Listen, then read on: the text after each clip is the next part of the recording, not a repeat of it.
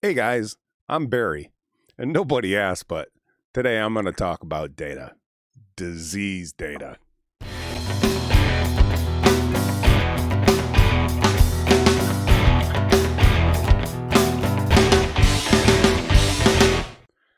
All right, so today, as I said, we're going to talk about data, and specifically the COVID-19 disease data.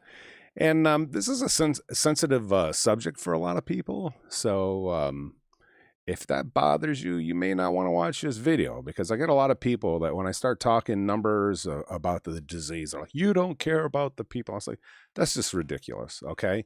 We can talk about world wars and all the things that happened in them and the number of soldiers that were killed and civilian lives that were lost. It doesn't mean that we don't care about the soldiers or the civilian lives that were lost. And we can do the same thing. We can talk about the data surrounding this disease. And it doesn't mean that we're not sympathetic to the people who have been sick or the people who have lost loved ones. It doesn't mean that at all. So if you're of that mindset that talking about the numbers surrounding this pandemic is somehow insensitive, then this video definitely is not for you.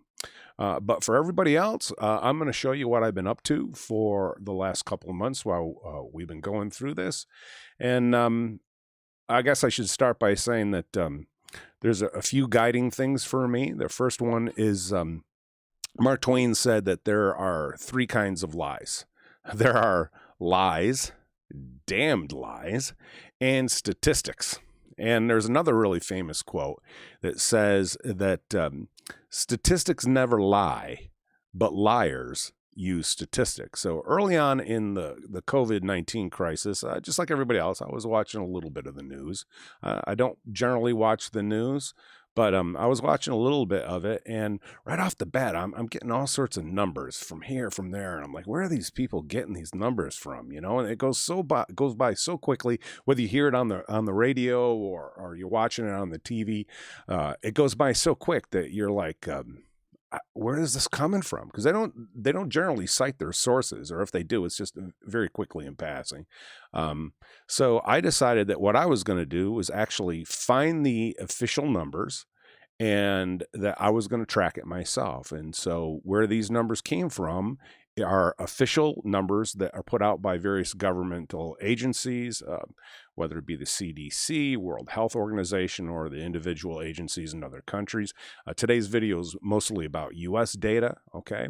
And so I use, for the most part, a website called Worldometer, like an odometer, but Worldometer, because they've done a really good job in collecting those statistics, and they have all the links on where they came from, and they are official governmental statistics. So they're pretty reliable. Okay. And I know some of you are scoffing at that right now just by that statement, but we'll talk about that a little bit in a while. So let me show you what I've been up to. So here's my spreadsheet.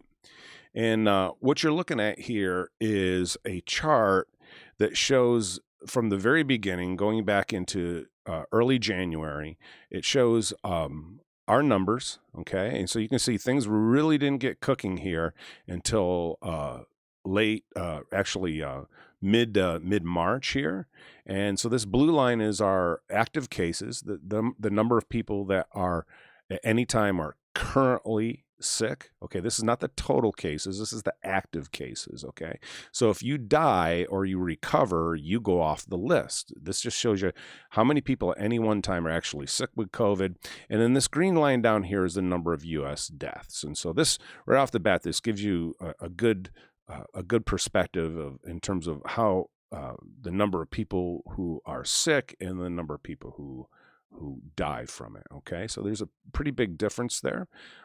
This number down here, in terms of fatality, you'll see that anywhere is from 6 to 20%, depending on how it's calculated. In this one here, it is definitely more towards the 6% end of things.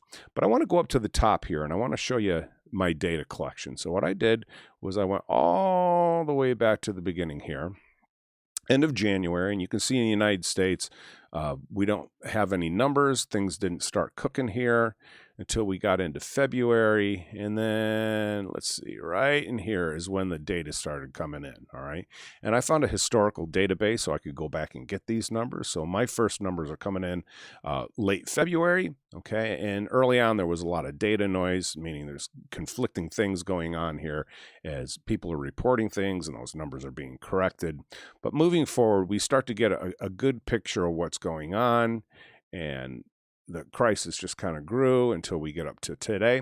And I'll explain to you what all of these rows are. So this first row here, this is the total number of confirmed cases. And again, this is the US. So right off the bat, we've got about 1.7 million confirmed cases here in the United States, okay? And this next line is the number of new cases per day, okay?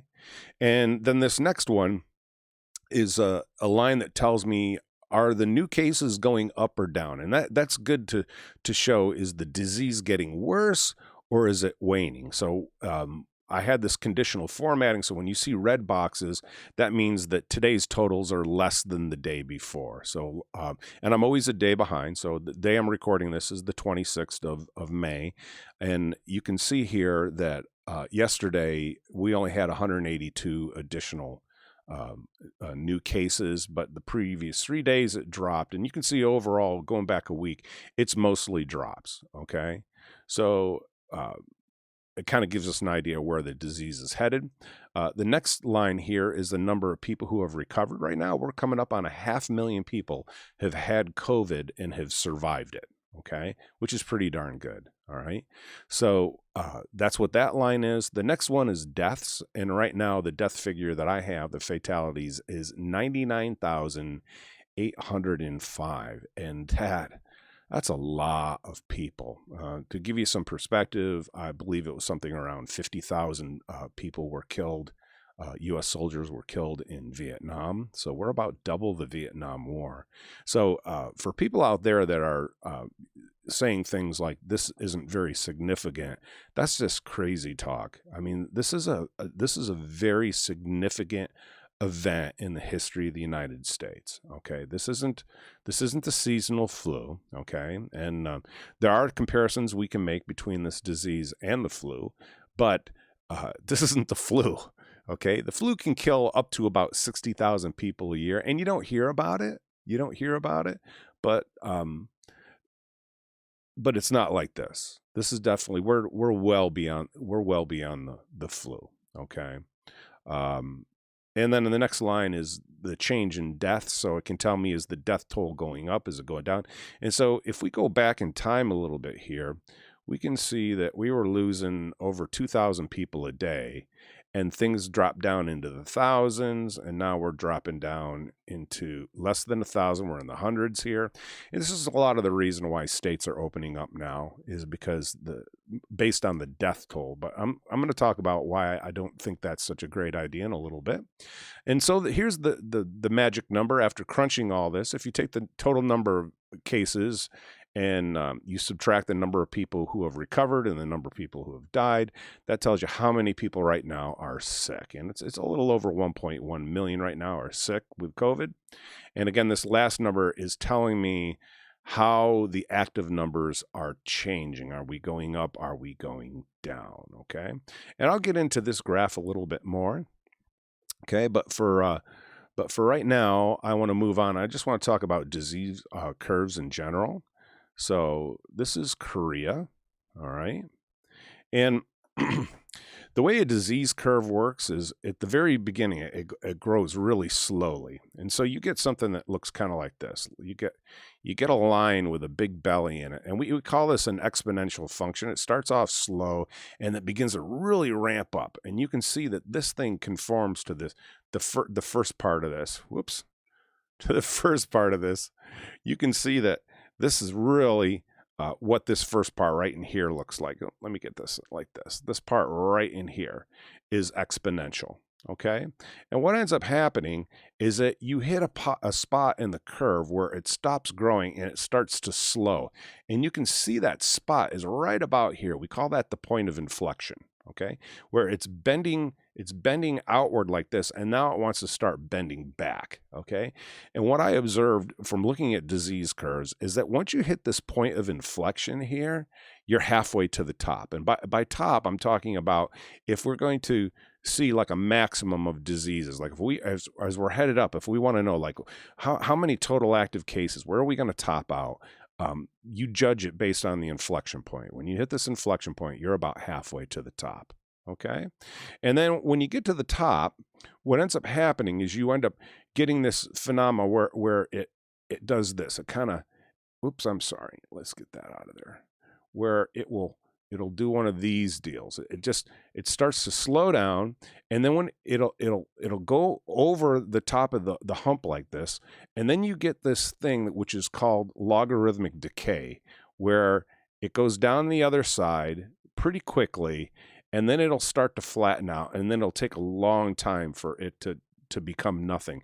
And we can see all these things in this curve right now. Okay, this is Korea. And so you can see the exponential growth through the first part. You can see this thing they call a logistic curve. It comes up and it starts heading towards like a ceiling here, a glass ceiling, and it makes it over the top, and then it comes down really quickly, and then comes down slower and slower. And I've been following Korea every day. They've been going down, but now they're down to very few cases, and it's very slowly going down. Okay, you can also see at the top here that as they went over, they were going down, and they had an outbreak. And that's normal. This jagged stuff at the top, right? You're going to get that, all right? Where the disease kind of wants to make a comeback and it doesn't. And we can see a couple spikes on the way down. That's totally normal. You're going to see a fairly smooth curve on the way up, but over the top of the mountain on the way down, it's not smooth. Okay, so that's what a disease curve normally looks like. So let's take a look at the United States here. Okay. So this is our U.S. curve so far. And if you notice, the Korean curve was pretty sharp like this. Okay, let me get a better thing. Let's back up here like this. So it went up quickly and it came down quickly. Okay. And if you notice ours isn't like that. Okay. Ours is really fat. So this thing is going up and it looks like it's gonna be much fatter at the top and come down. And this is the result of flattening the curve. Because when you're talking about flattening a curve, you can have a curve that goes up and come down real quick, or you can have a curve that does this. It goes up and it doesn't go up as high, right? But what ends up happening is it's a lot wider. I don't think I really did a good job of drawing that. Let me back that up a little bit. I can do a better job of that. Where the thing lasts a lot longer because you basically pushed it down. And that's an exaggeration, obviously. But when you flatten the curve, what you do is you make the disease last longer. And what it does is it lowers the total number of active cases. That's true. Okay. And remember, when they were talking about flattening the curve, they were worried about overwhelming hospitals. So that makes sense. Well, the hospitals weren't overwhelmed. So you could say, I guess, flattening the curve worked. We didn't, other than New York City, that got pounded. New York got pounded. Okay. But most elsewhere in the country, there was plenty of beds in the hospitals. I know here locally in Berkshire County, it wasn't an issue. All right. But by flattening the curve, okay, you lower the total number of active cases anytime, but you spread out how long the disease is a problem. All right. So it doesn't necessarily reduce the number of deaths. That's a calculus problem, right? Of figuring out what the area is under this curve. And remember, the deaths are a percentage of the total number of people who are sick, anywhere from 6 to 20%. Okay. So let me clean this up. Let's go back here. I'll clean this up. So let's take a look at our curve. I said that when you hit an inflection point, you're about halfway to the top. So you can see the front of our curve here is exponential, okay? And right here, do you see that right there? That's the point of inflection. We stopped growing there, and then it started to flatten out. So we went from this kind of a thing to this kind of thing right here at this point. And let's just roughly say it was about 500,000. So that's why I made a prediction that we were going to top out at 500,000, and we didn't. We blew right through it. Okay, so we got up here to a million, and you can see a little bit earlier it tried to turn. The curve tried to turn over here and go down, and it failed. Okay, we see the same thing when we got up here at a million. The curve tried to turn and go down, and it didn't. It kept going up, and now as of today's date, you can see this thing is struggling at the top, and it wants to come down. And the question, is it going to do that? And another question is, why didn't it do it? Why didn't we turn down here, or why didn't it turn here? Why do we keep going up? And there's a really good explanation for that. And so I will just show you. Let's go back to my Excel spreadsheet, okay? And I want to show you another chart. This chart here is me tracking the testing, okay? The amount of tests that we've done. All right. And early on, if I can go to the left, early on, you can see I've got the number of tests we've done. Sorry, the dates isn't shown. Let me fix that really quick. Okay, so there's our dates. You can see early on, this is each of these. The first row is the date. The second one is the number of test results that were received back. This next one shows you the increase, whether how many more tests per day were given. And then this next one is the number of those tests, how many of those are positive. And this is growing, not per day. This is growing. And then I have an increase to show me how much is this thing going up each day. And then this percentage tells me of the total number of tests, what percent of them were positive. And if we go forward in time, you can see that percentage. It was up around 20, and it just slowly went down. 2019, 18, 17, 15, 14, and now we're down to 11. Where only 11% of the tests that we're giving are coming back positive. And so let me show you what's happened here. Okay, same deal. If we go back to the end of February, okay, which is on the far left of this chart here, going forward, now you can see our testing results really begin to kick in. These red lines are the number of tests results that we're receiving back every day. And these short blue lines are the daily positives, the number of people that we're finding that actually have it. You can see that these blues are it's pretty straight across here. I mean, yeah, there's variance, obviously, but it's about the same number every day. It's anywhere between 20 and 25,000 people a day that we've been finding. Okay, no matter how many people we test. And so what's happened here is early on, when we were only testing about 150,000 right here, about 150,000 test results coming back a day, right? We're finding like 20, 25,000 people. And then all of a sudden it jumps here. And this is over 300,000. And now we're up in the point where we're testing over 400,000. The point is we're doing a much larger test group every day to find the same number of people. So in a sense, the number of positives has been going down, which is what the percentage shows. It's half of what it used to be. We used to find 1 out of every 5 people is sick, and now we're headed down towards 1 out of every 10 people is sick. All right. But the fact that we are casting a bigger fish net, we're catching the same number of fish. All right. So things actually are getting better. But the way that shows up, if I can go back to this other graph, the way that shows up, okay, is it makes the overall thing look like it's growing. Okay. So in a sense, the goalposts are being moved is what's happening.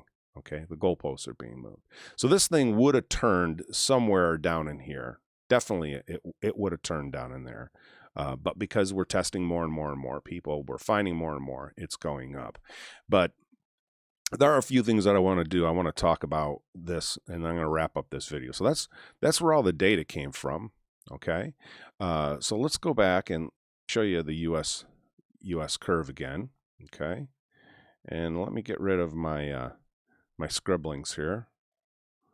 All right. So here's what I want to talk to you about. Okay.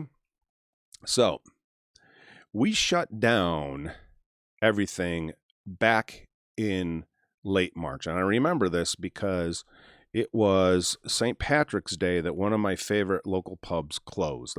In Massachusetts, where I live, they gave the order and shut everything down. Okay. And so they closed things down when we had very, very few people. So on the left here, this is 200,000, 100,000, 50,000. We maybe had about 25,000 people. And that's where everything got shut down right there. Okay. Now, at this point, we were also being told don't wear masks, that the overall health benefit was a negative, right? Don't wear a mask. All the mandatory mask stuff, that happened up in about here. Okay. When the curve is already, this is where it started to try to turn over and turn over the top. So down here, we shut everything down. We had very few sick people. We shut everything down. And now up here, where we are at a maximum of sick people, we're opening everything back up again. Okay. So when I look at that, that makes 0 sense to me. 0 sense. Now, depending on where your head is at politically, like you're like, oh, we need to get everything opened up. Or the other side is like, no, we can't open things up. That's going to kill people. The point I'm trying to make is there's no logic to them closing us down to begin with. If you're going to open us back up when we're headed to almost 1.2 million active cases of COVID, think about what the top of this thing means. It means there are 1.2 million people who right now in the United States are tested positive for COVID, okay? We're opening things back up statistically when the disease is at its worst. Like, on what planet does that make sense, okay? But in the same way, when we had hardly anybody sick, we closed everything down.